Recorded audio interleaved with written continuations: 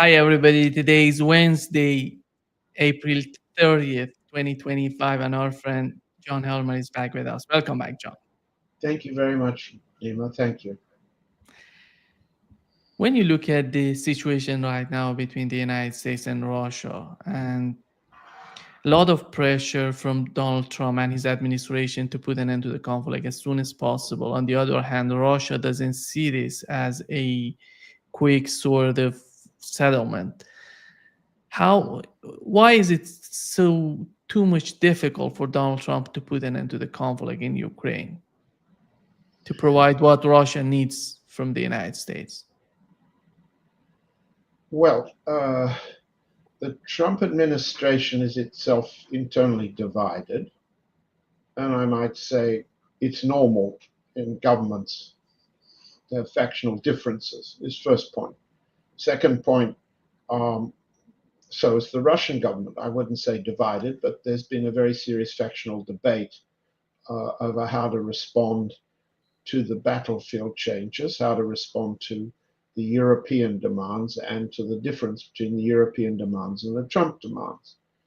Um, if you're asking me to talk about Trump, I have to say I'm sorry Ray McGovern can't be with us today. He's in Moscow having to work right now, so he couldn't join us. So I'll try to reflect first his point of view and then mine. Um, it's very important, as Ray has said on this program and elsewhere, that Trump should be believed to be the peacemaker. Second, that there is, from Ray's point of view, a tactical imperative, a tactical opportunity for the U.S. administration to um, change the security architecture of Europe in Russia's favor. Um, and uh, and Ray has a moral view, which I share, that peace is a necessity, and avoiding an escalation towards nuclear war is vital.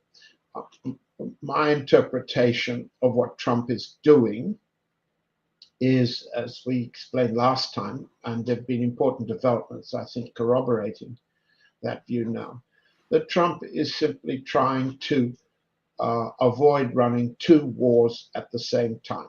He is trying to reduce the amount of US direct engagement on the Ukrainian battlefield and oblige the Europeans not only to uh, take over the financing and arming of the Ukraine to a large extent and pay the United States to do that. He's also requiring the Ukraine to pay the United States to do that. Um, uh, but he's wanting to reorient his forces and his limited US capacities towards war with China. We called this the sequencing strategy last time. What Ray's called Kellogg's cornflakes is a reference to retired Army General Keith Kellogg, who remains, despite our predictions that he would be sidelined and then replaced as a negotiator for the president. Kellogg remains and speaks very confidently still that he speaks for the president.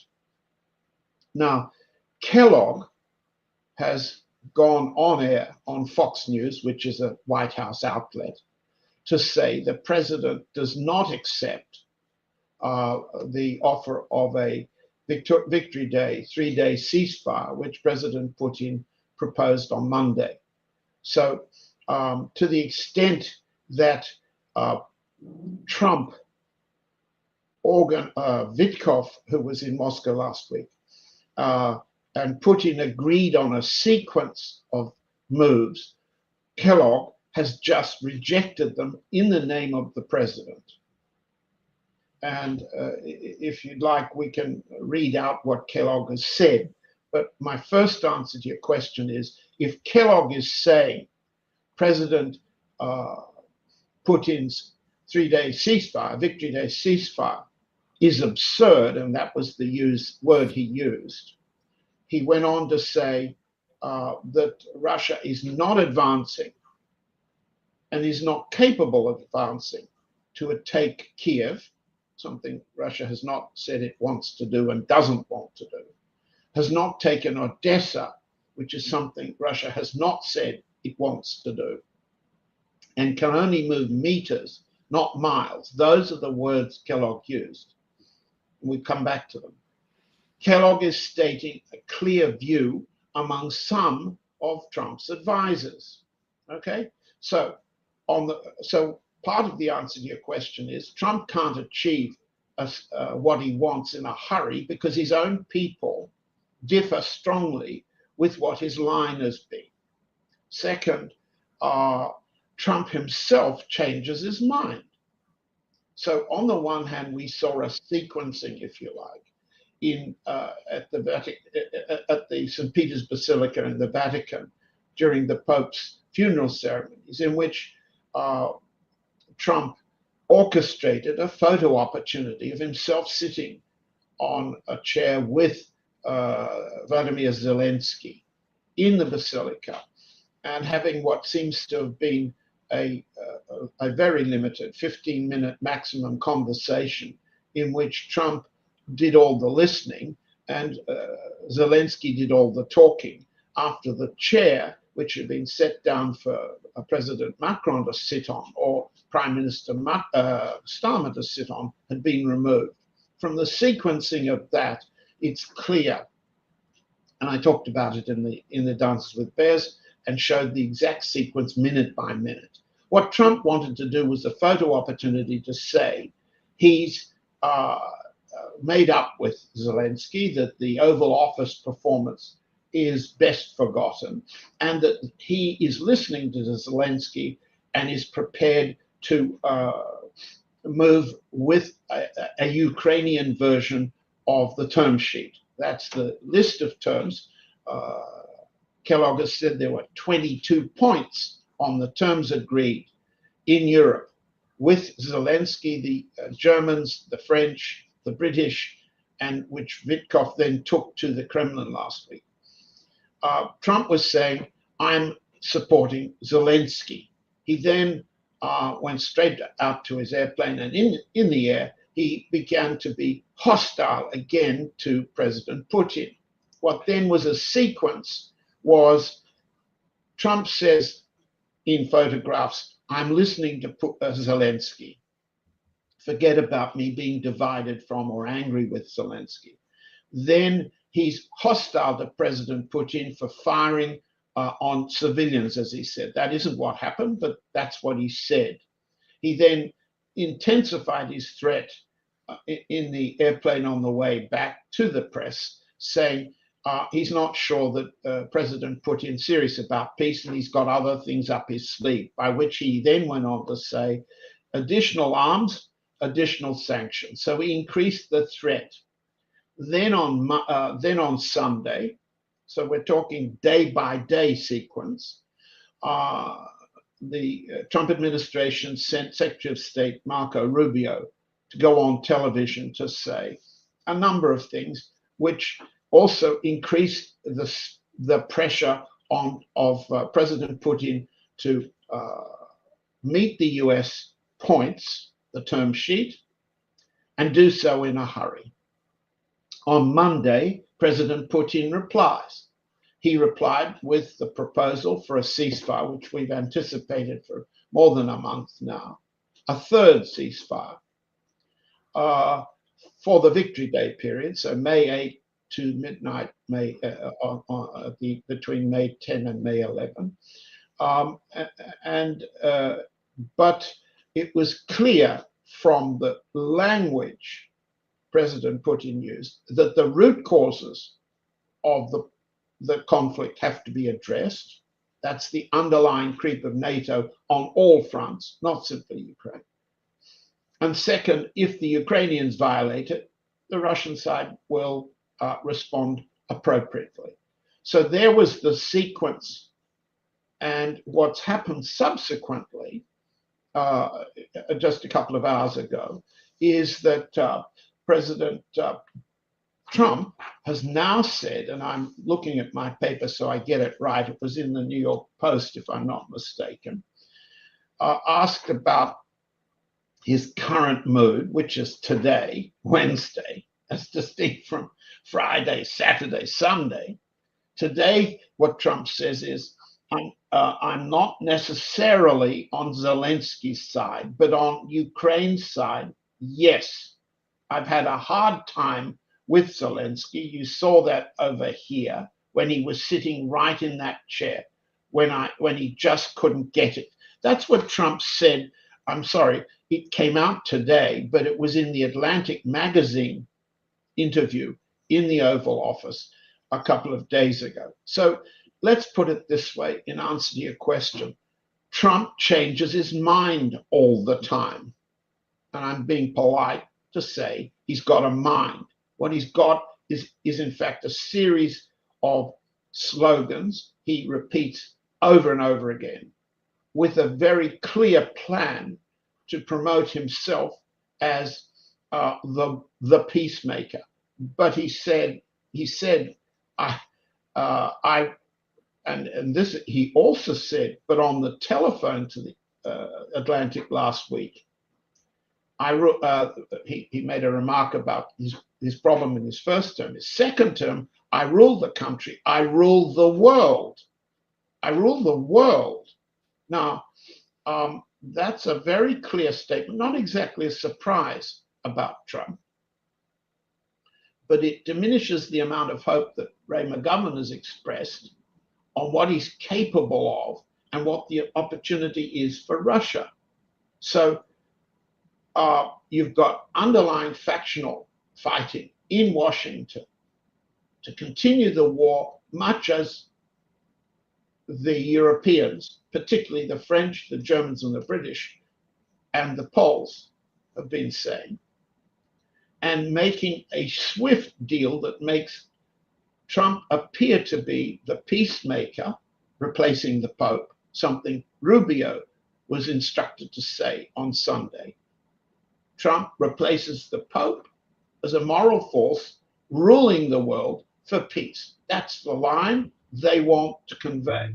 On the other hand,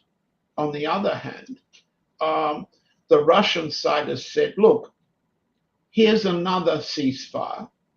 Let's see if Mr. Trump can control the Ukrainians to the extent that they won't violate the ceasefire.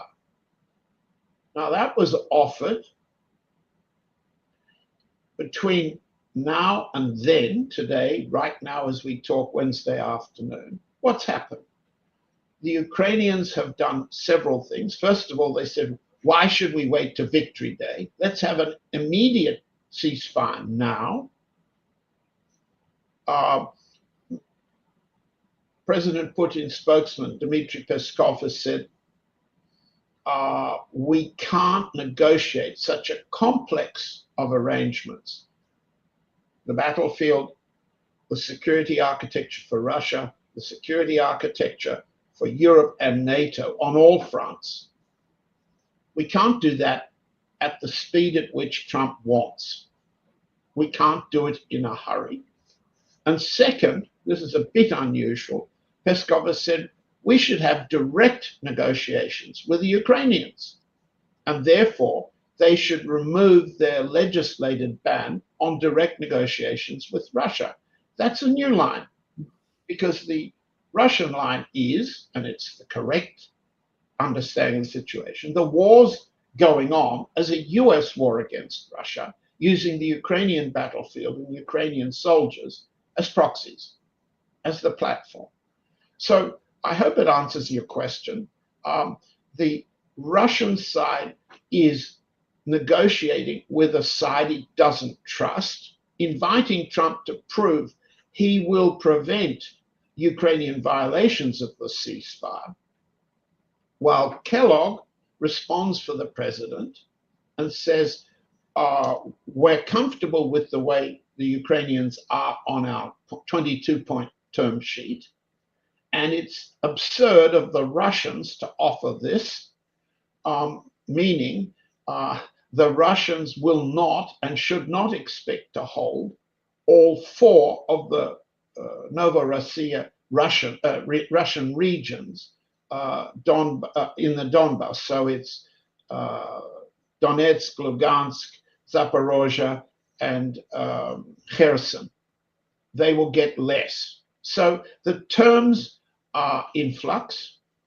The factions on either side are those in favor of prosecuting the war against Russia and those who want to take the opportunity to make peace are prevailing on their leaders, and the leaders, Trump on the one hand, Putin on the other, are responding ambiguously and in some ways contradictorily.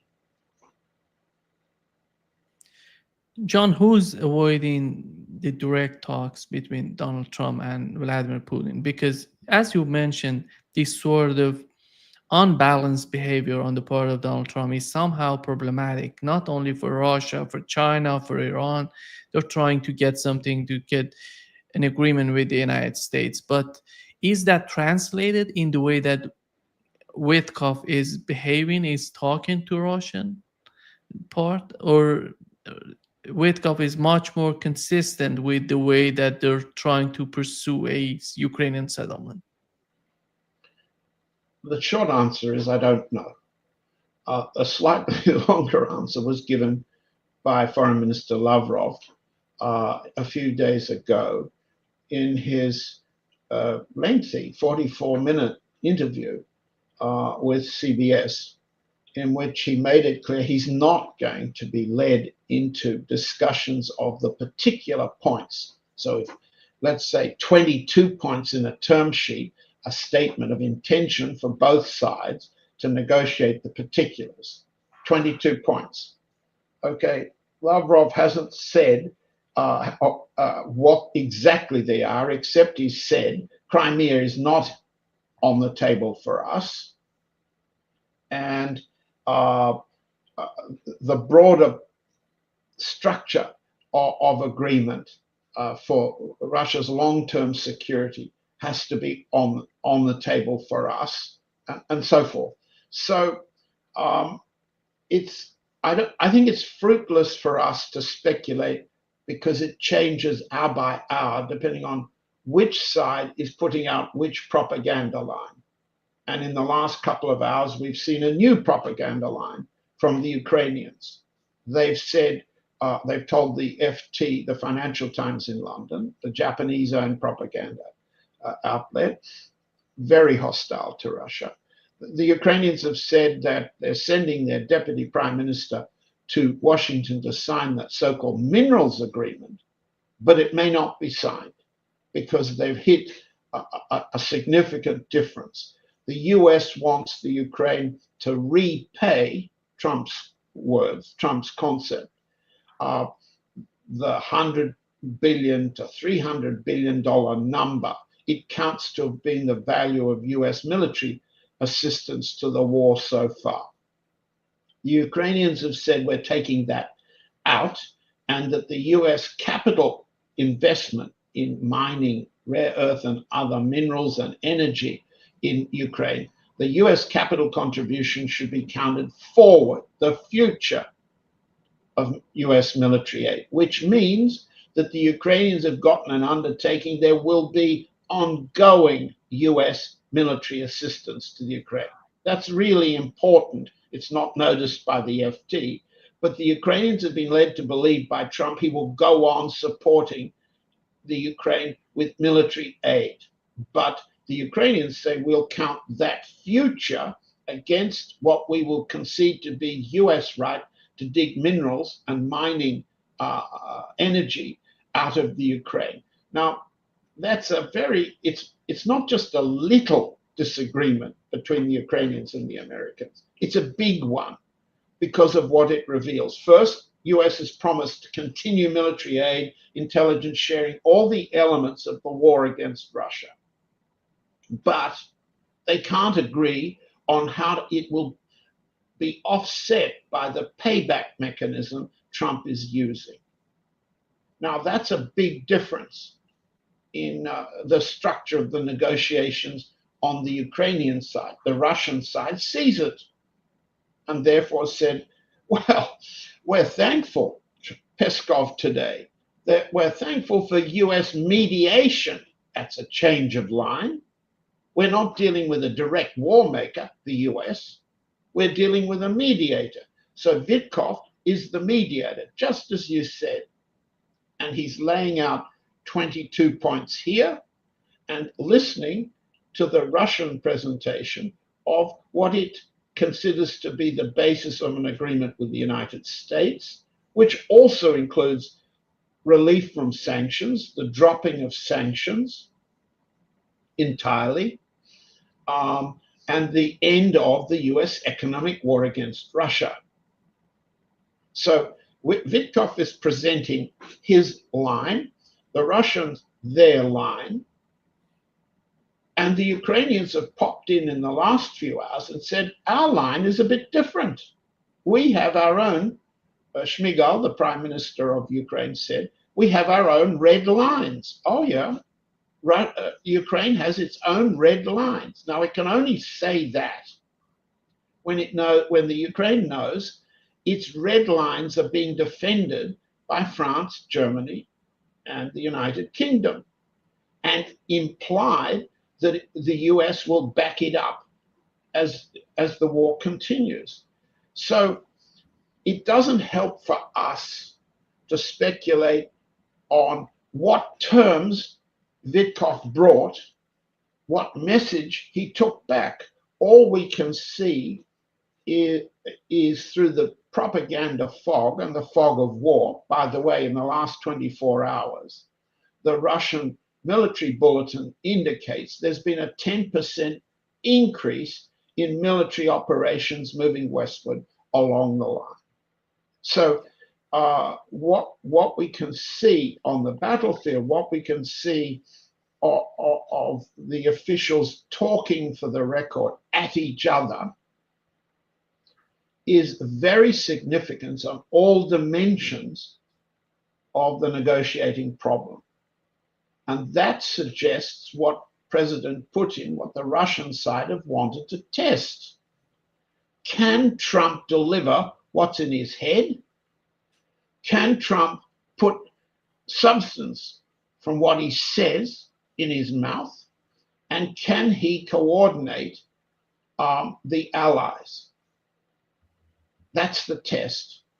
And as Ray has correctly said, there is an opportunity here for the Russian side to split the Europeans and the Americans on the term sheet. Well, I don't think that's exactly the case, but we'll talk about that in a minute. Are allies really so-called allies when it comes to Ukraine? Because you've mentioned the meeting between Donald Trump and Zelensky in Italy at Vatican, and you've mentioned that Emmanuel Macron or Starmer could have been part of that talk, which they were rejected. Whoever was rejected from being there. What did they want to do, in your opinion, that they were rejected? And why did Donald Trump do that if he did that? Well, I think that's easy. I think it's clear. And I've written it for those who of our audience who want to stop listening and read the small print, because the small print's always a bit more dramatic than we can make it in a podcast. What happened? They all wanted a photo opportunity in one of the most beautiful sites in the world, St. Peter's Basilica. And they wanted to do it in a funeral demonstration of a peacemaking type. They wanted the chairs. They wanted to sit on the chairs instead of standing up and hugging each other. Okay, that's all. Because after Trump had his 15-minute sit down with the two chairs, and some of the footage, which I've linked to on the Dances with Bear, shows you the priests taking away the chair. You can see it going away. It's amusing. You can see Macron holding Zelensky around the shoulder. You can see Starmer coming up Then you can see each of their propaganda agencies placing their man in the front of the camera. You can see the tweeting of the White House staff removing the others, entirely removing the others, and just Trump, not his back, which is their photograph at the beginning, Trump on left side talking to Zelensky on right side, their man in the center of attention. That was a PR stunt.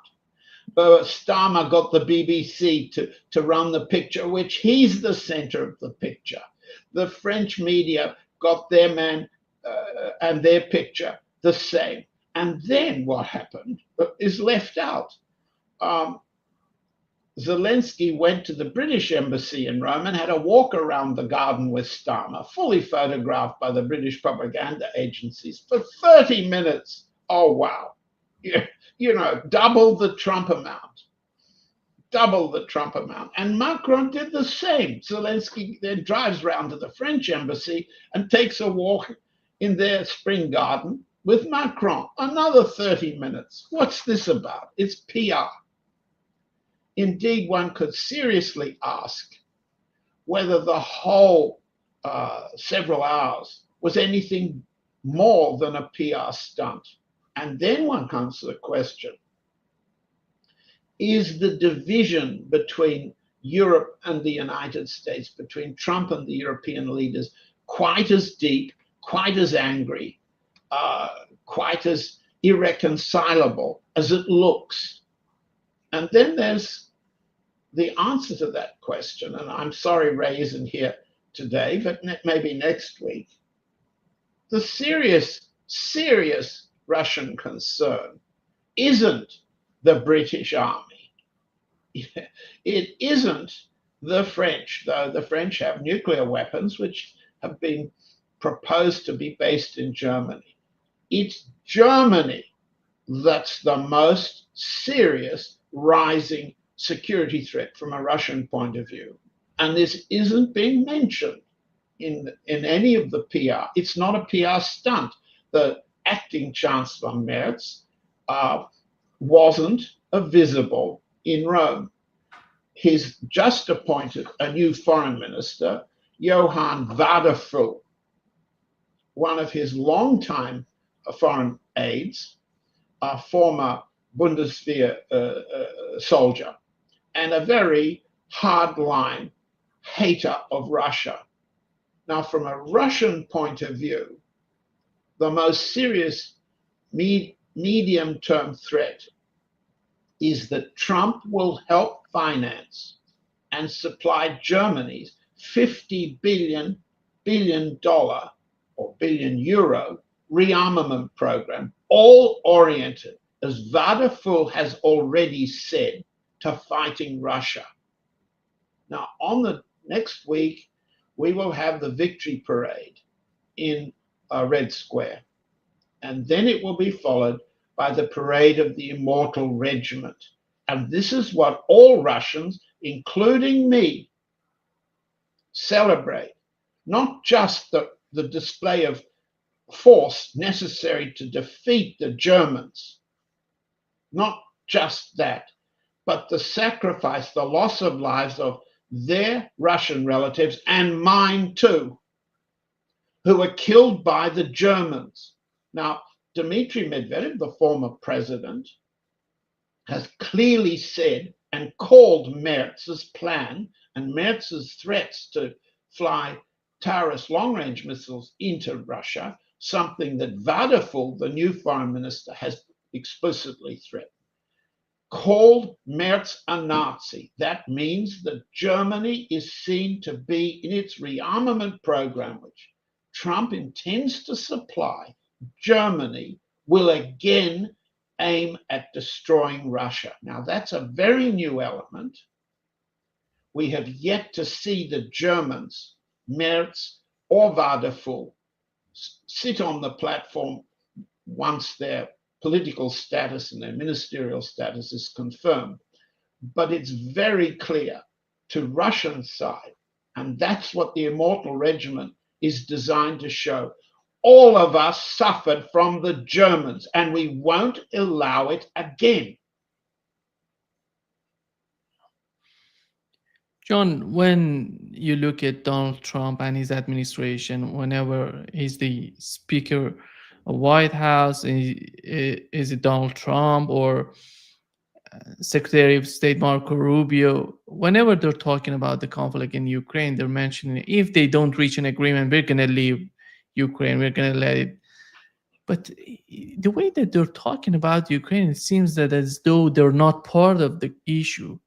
It seems that there's something, the United States is an outsider coming to the conflict to mediate between Ukraine and Russia. We know the conflict is between the United States and Russia. It's not Ukraine. Is just somehow Ukraine was used to defeat Russia. But is that, do you think when it comes to Russian and Russian mind, do they really believe what Donald Trump is talking about? Because Donald Trump was he's bragging today he's bragging about javelins and the equipment, the arms he sent to Ukraine.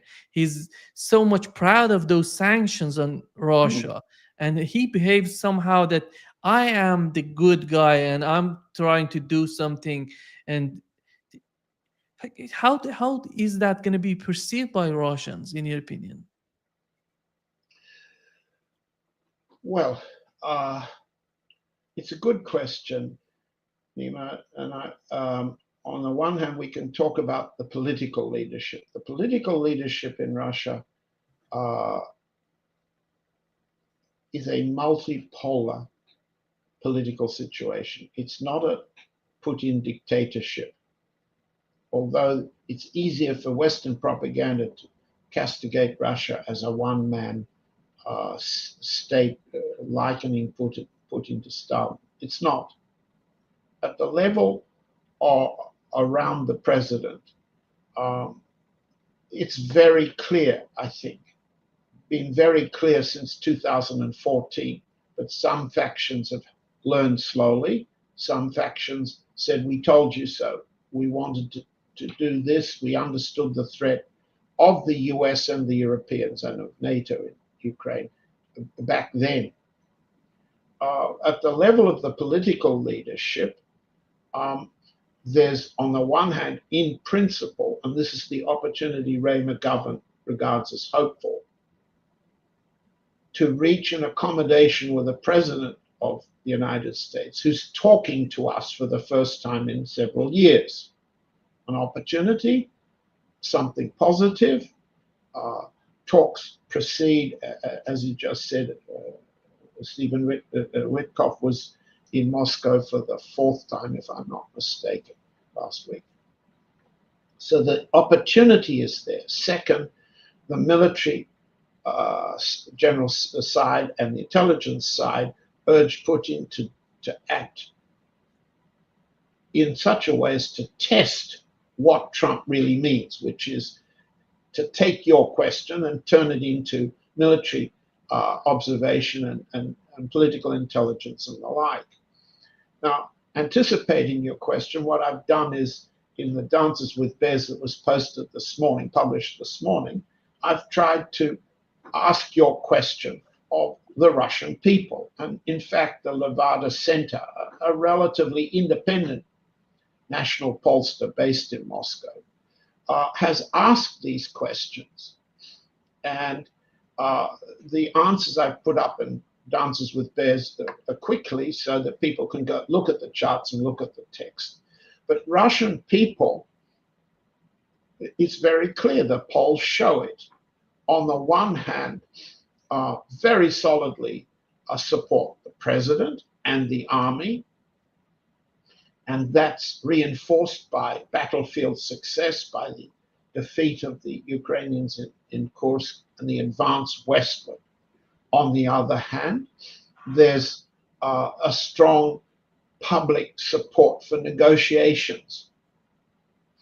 Let's call it the hawkish Russian opinion is estimated by Levada to be somewhere between 5% and 15% of the national adult population. only 5 to 15%, and they want to go all the way. In other words, to the capitulation of the Ukraine, to make sure that the Ukraine can't be a platform for anti-Russian attack, terrorism, assaults on the border and invasion and the like in the years to come. Roughly speaking, the Dove faction or the Dove population who want negotiations now on basically on US terms is roughly the same size, between 5% and 15%. And these positions are correlated, are associated with developments on the battlefield and support for President Putin domestically. The key thing to understand about Russian public opinion is how different it is from US public opinion. On the one hand, right now, Russians feel good. Public opinion is that the significant majority of Russians think the country's running in the right direction, that there's a very high level and stable level of support for the president, the prime minister, for the government, and so on. Now, contrast what these Russians think with the polls on the US side. There's a very interesting poll, which I've published a partial table, that was the data were gathered over the weekend by the Washington Post, Ipsos, and I've forgotten, ABC Television, produced a poll which asked people, Americans, sample enough so that the crosstabs can be examined. I'll come to them in a minute. Is President Trump too friendly to Russia, or not friendly enough, or is his policy towards Russia, the peace negotiation, more or less right?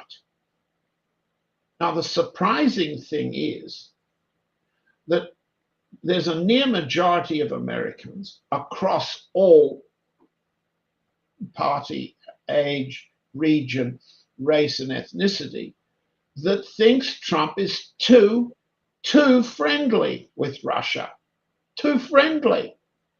And that's not just the Republican base that President Trump appeals to every day through the tweets. It's across the board. It's particularly strong, oddly enough, when you look at the crosstabs in this poll. The tables are on the Dances with Bears this morning. Among Black Protestants and I've suddenly forgotten the other group. But the important finding in this poll is that public opinion in the United States, Americans are hostile to Russia more than Trump appears to be saying. And the same Americans are increasingly hostile to Trump for his performance on the economy and worried about their own future. And the majority of Americans think the country's running in a negative direction. So the polls in the United States are going in the reverse direction for Trump. And the same poll that said the same public opinion that's increasingly disapproving of Trump, never mind what he says in tweets, that opinion is hostile to Russia. On the Russian public opinion side, as we said, we see we're positive about the future for Russia. A small minority wants to go to capitulation, military advance. A small minority wants peace on US terms, and the middle group are willing to have negotiations and test the Americans. But Russian public opinion is hostile to the Americans. And that's very interesting to see in the Nevada poll. There's been, in the last 5 years, because of the war, or I should say because of the two wars, a complete switch in Russian public opinion. Russians thought 10 years ago that the Americans were their friends, were allies. And that's been a sentiment encouraged by US propaganda and to some extent by the presence of American brands, American TV, American films, American culture, and politicians who support the American line, and the business interests of Russia, which support business with the Americans.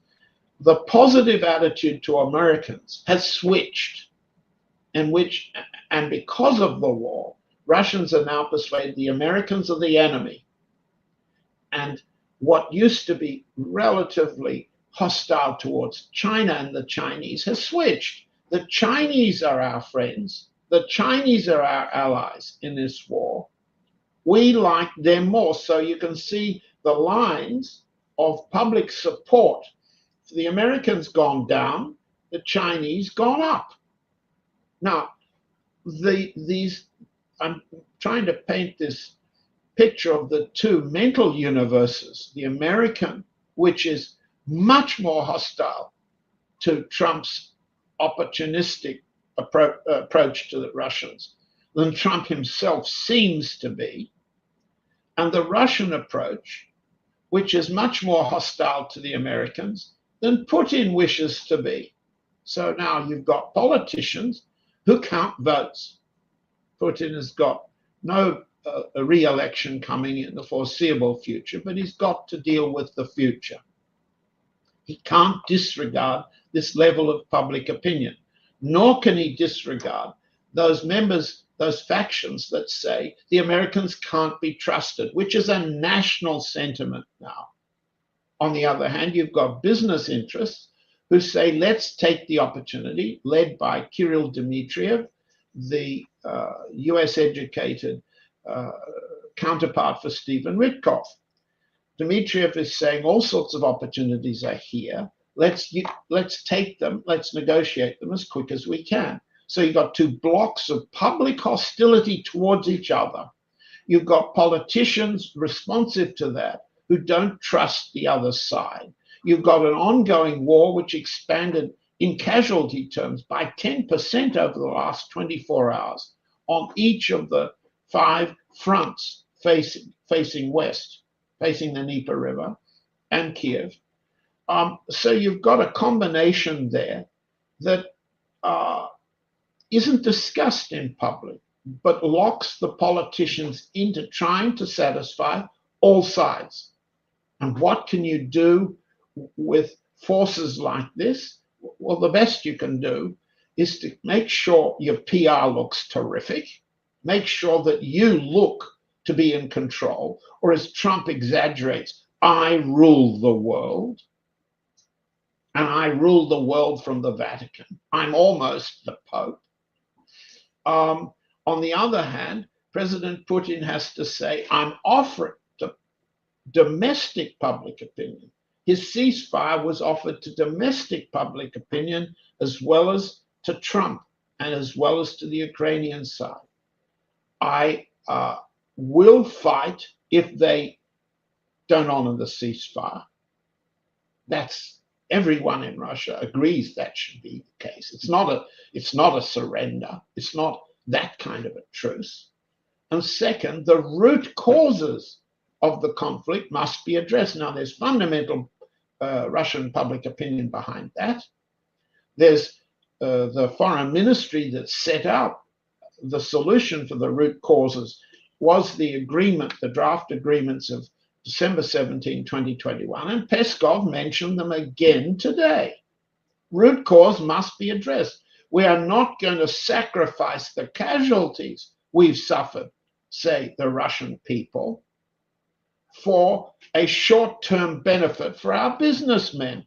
The Immortal Regiment will march on Thursday afternoon to signal we have lost these people.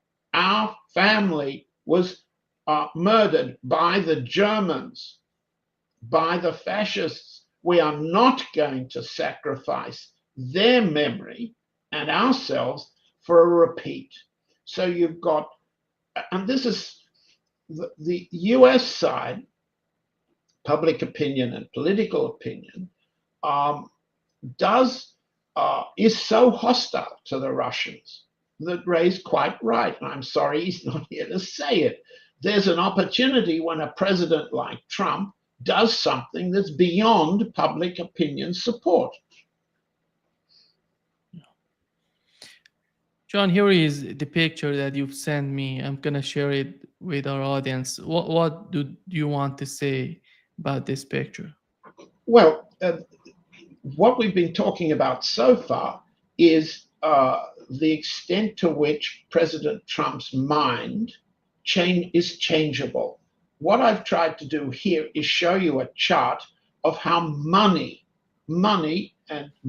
from the constituencies, friends, and family of President Trump, how money flows that towards Trump, towards the government agencies in such a way as to produce the ideas that turn into the executive orders, the negotiating positions that we've been discussing. So at the bottom of the chart, you see these two significant US oligarchs, Elon Musk on the left, Peter Thiel on the right. Now, they have placed in positions throughout the administration and in the middle structure a level of influence reflecting what they want, the money payoff for their support. So you have think tanks, you have social clubs, and you have investment funds in the middle line. This is only an example, a snapshot of part of a very complex process involving thousands of people and billions of dollars. We talked about the think tank the last time. The one I've mentioned there in the small print is the Marathon Initiative. The Marathon Initiative is invented by two men, one Wes Mitchell, a Trump first-term State Department official, who's devised and written papers setting out the sequencing of war. First, let's take a breather in Europe, get the Europeans to fight the Russians while we refocus our war on China. You have a social club. The social club that I've mentioned there is called the Executive Board. I won't overstrain our audience's mind to indicate all the names, but the Executive Board has premises in Washington, D.C., where people pay $250,000 or $500,000 for admission so they can rub shoulders with the two Trump sons, Donald Jr. and Eric, and discuss business. And there are several names of the founders of this club who have particular interests in crypto financing, for example. And then to the left of them are investor funds, investment funds created by all sorts of individuals. The 1789 Capital Group employs Trump sons. And what do these three groups do? They attract money from everyone wanting to lobby the administration for their private money interest. Think tanks, social clubs, investment funds. Investment funds, for example, can speculate on inside knowledge of what Trump's next executive order will do to the stock market, will do for the benefit of some companies, but not others. So you have short selling on the negative side and cheap buying of shares for resale later as companies associated with executive orders or Trump family take off. And gradually the press in Washington is beginning to show the level of conflict of interest, the level of inside dealing, money making, which results from President Trump's executive orders. Now, where do executive orders come from in the United States government?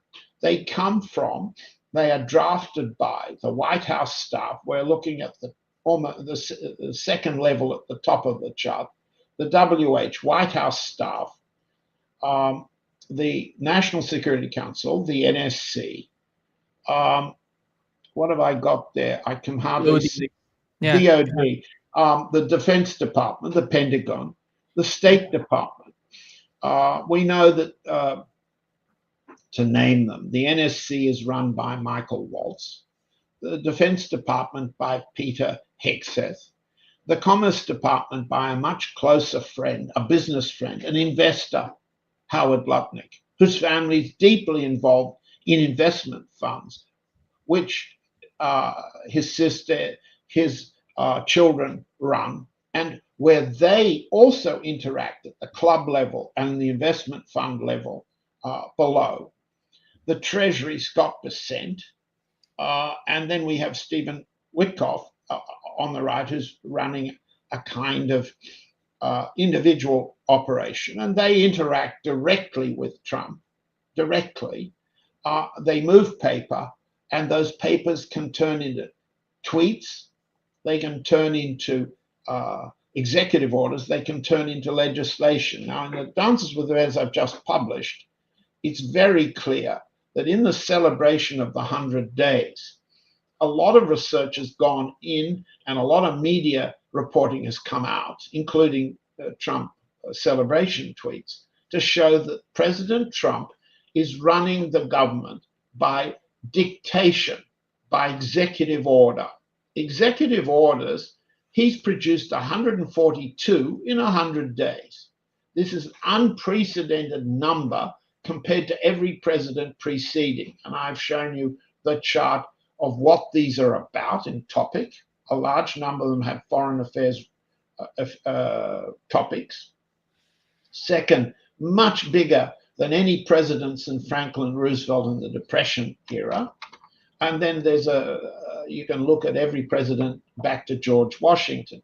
Executive orders are the orders that a president can sign and are temporary because they can be easily reversed three ways: the next president, the same president himself, by the Congress legislating against or to block it or refuse it, a particular order or a series of orders, and by the courts. And the courts now have the largest number of challenges to Trump's executive order government in history. And there's a table to show how extraordinary the level of challenge is. And I've provided access to the table so everyone who wants to look this up can read each case, when it was filed, who it was filed, what the issues are. The attempt to legislate, which is much more difficult to achieve in a short time and much more difficult to overthrow, the legislation package that Trump and his advisors and officials prepared during the transition period has resulted in 5 laws, 5 new laws. This is very low by comparison. He thinks, his calculation is, I will do it fast, something you emphasized before. I will do it my way. And I'll do it because I rule the country, I rule the world, and this is the way to do it. But underneath this, and that's in the piece too, is an attempt first to satisfy that table of groups, lobby groups, and their money interests. It should pay off, and it should pay off in billions, and it should pay off quickly. Issuing government by executive order allows smart investment funds to take money which would otherwise be considered bribes, launder the money into influence, and turn the money into profit by trading your advanced knowledge of what Trump's about to do and what impact that will have on the equity markets, the stock markets. That's how the system's running. Okay? And it's running in domestic terms from multi-billion-dollar payoffs to those people and those boxes. But there's a very serious and I'm sorry Ray's not here to discuss it, serious concern that all Americans should have, and that is government by executive order is being proposed to the US Supreme Court for ultimate approval by the Trump lawyers since mid-February. They've essentially applied the cases identified. The audience can read the text. What Trump is saying is, I rule the country under Article 2 of the Constitution. I can dictate what goes on. Article 2 provides unlimited unitary executive power. That's what he's saying, and he's asking the Supreme Court, a mere majority of whom he appointed to their seats. And if any of the Democratic appointees have a car accident, fall off their chairs, and retire, you can be sure Trump will pack the court even more strongly. What Trump is saying is government by executive order is presidential government without the need to have congressional approval. And in military terms, that means make war without congressional vote. That's his constitutional position. And it's a unique one. It's threatening a constitutional coup d'etat in the United States. And all Americans need to understand the legal issues at stake here are profound. Second, if Trump doesn't get his way with some of his, as he thinks of them, popular moves, he thinks he has the unitary executive power, unrestricted executive power to call in force. Call in force. That means troops, police, to repress, cancel, stop, tear gas or whatever, jail, whatever his opponents are trying to say. So that's a power in the Insurrection Act, and people should read it to understand how far the president is going in running a one-man, I rule the country, I rule the world program. But we also have to understand from that chart that it appeals to many people, his supporters, through that box system, through those arrow flows. It appeals to them because they are making billions of dollars profit. So you have a huge money-making system, essentially unregulated, unopposed yet by Congress, opposed by courts in which Trump is reacting by having one or two judges arrested as examples to the rest. You have a very unstable situation legally, and you have a huge money-making situation, which is illegal, is in intent. It's what the racketeering statute in the United States used to call a racketeer-influenced organization. That's what that chart shows. It is by itself and its flows a RICO statute violation, a racket. John, I wanted to ask other questions, but we're running out of time right now, and they're approaching 1 hour. Thank you so much for being with us today. Thank you Great for having pleasure, me. as always. Thank you very much.